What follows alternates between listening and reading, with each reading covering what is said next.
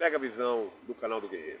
Nesse devocional eu quero trazer através do livro de Abacuque mensagens transformadoras e edificantes para a nossa jornada aqui nessa terra, mesmo diante de cenários completamente aversos àquilo que nós colocamos no nosso coração, que seria a maneira melhor de se viver aqui nessa terra. O que eu quero, o tema central desse devocional é: faça planos por escrito sobre o seu futuro, daquilo que Deus tem para a tua vida.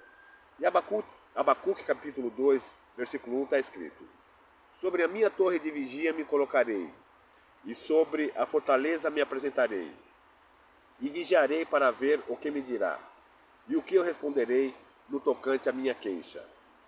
Então o Senhor me respondeu e disse: escreva a visão e torna-se bem legível sobre tábuas, para que possa ler quem passa correndo. Pois a visão é ainda para o tempo determinado, e até o fim falará, e não mentirá. Ainda que se demore, espere-o, porque certamente não tardará. Versículo 4. Eis o soberbo, a sua alma não é reta nele, mas o justo viverá pela fé. Então esse livro é atribuído ao profeta Abacuque.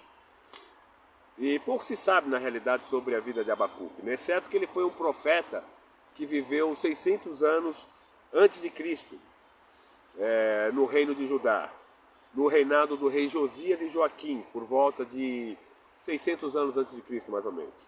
E o livro dele são orações, e essa é uma oração poderosa de afirmação da fé num Deus soberano, que é digno de adoração e confiança, mesmo em meio às dificuldades e incertezas da vida que nós passamos. Então ele potencializa, há uma garantia que o justo viverá pela fé, não só de falar, mas de tudo o que aconteceu com aquela nação que estava cativa na Babilônia, sem nenhuma perspectiva. Existia uma palavra profética que aquele cenário iria mudar. Então, em resposta a essa intensidade de fé de Abacuque, Deus traz essa revelação para ele e pede para ele escrever em tábuas.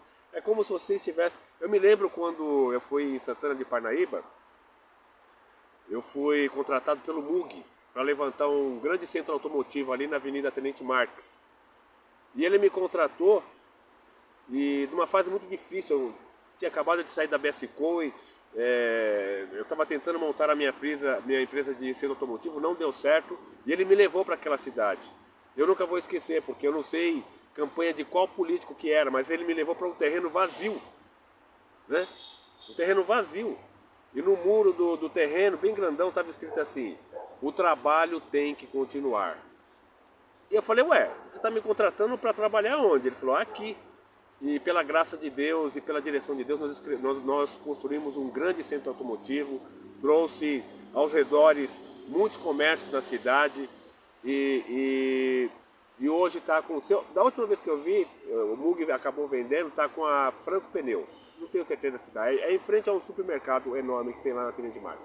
Mas enfim, qualquer pessoa que passasse, mesmo correndo, as escritas naquele muro: o trabalho tem que continuar, de carro, de moto, qualquer um leria. E essa era a instrução que Deus estava dando para Abacuque, para que ele escrevesse em muros que aquela história que o povo de Israel estava vivendo, mesmo que passasse correndo, existia uma palavra profética que aquela circunstância iria mudar. Então o livro de Abacuque é sobre fé em Deus, né?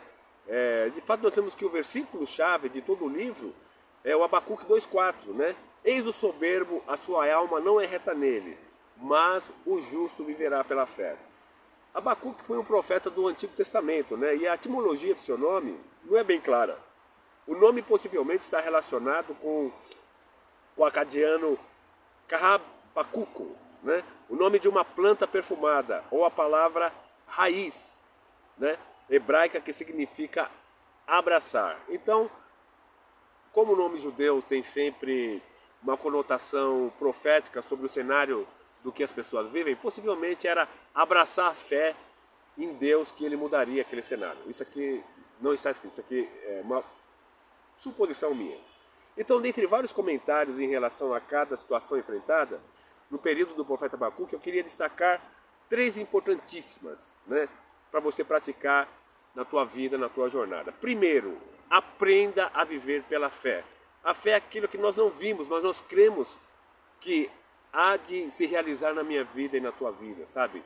É potencializar o teu futuro e crer num Deus do impossível, naquilo que é direção de Deus, naquilo que é direção de Deus na tua vida. Outra coisa interessante, faça planos das visões que são geradas em seu coração e faça a seguinte pergunta: quer ter certeza que o projeto que você está fazendo está realmente na direção de Deus? Qual é a resposta para essa pergunta? Este projeto irá beneficiar somente eu ou muitas outras pessoas? Se o projeto que você está tentando fazer é para beneficiar só você, me desculpa de falar, Deus não está nesse projeto. Porque Deus tem projetos de que Ele use as nossas vidas de uma forma carinhosa e edificante para que você seja um canal de bênção para outras pessoas. Se você tem um grande projeto capitalista que só você vai se dar bem, Deus não está nesse negócio. Terceiro, abrace os projetos e visões. Família, ministério, princípios baseados, tudo que você fizer em relação à tua família, em relação aos teus negócios, em relação ao teu ministério, a base são princípios baseados na palavra de Deus.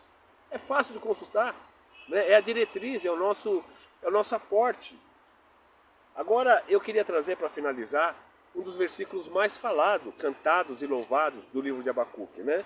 É o Abacuque 3,17, que está escrito: ainda que a figueira não floresça, nem haja frutos na vide, ainda que falhe o produto da oliveira, e os campos não produzam mantimento, ainda que o rebanho seja exterminado da malhada e nos currais, não haja gado. Vamos separar um pouquinho? Vou separar rapidamente aqui, para a gente entender. Vamos separar aqui. Primeiro tópico: ainda que a figueira não floresça.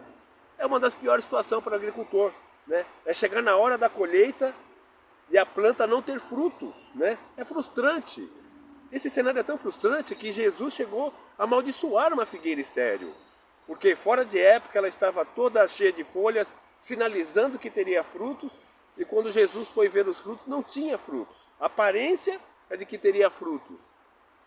Infelizmente, deixa para lá ficar. Vamos lá, vamos pular.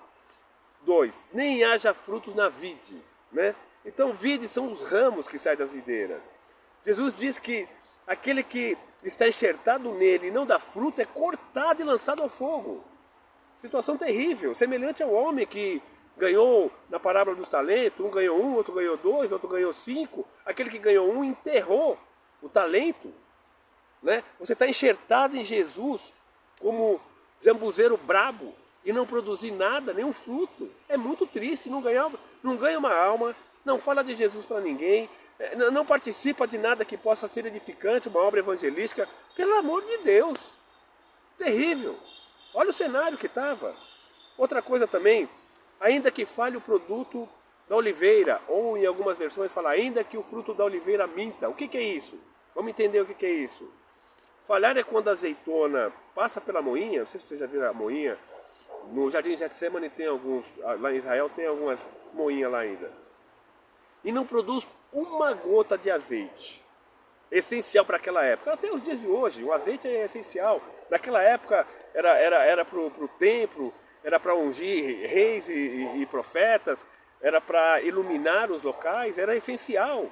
Era essencial. Agora você imagina quando ela é espremida, não sai uma gota de azeite. Será que se Jesus te apertar vai sair alguma gotinha de azeite aí? Ou como naquelas azeitonas vai ficar carnudo, só a carne, sem uma gotinha de azeite? Olha o cenário que estava vivendo Abacuque. Eu vou pular aqui um só para a gente já terminar. 4. Ainda que o rebanho seja exterminado na malhada dos currais e não haja gado. Isso aqui é terrível para aquela época, ou para os dias de hoje, para qualquer agricultor que vive da criação de gado, né? É situação caótica, sem gado, sem leite, sem pele, sem carne, muito complicado.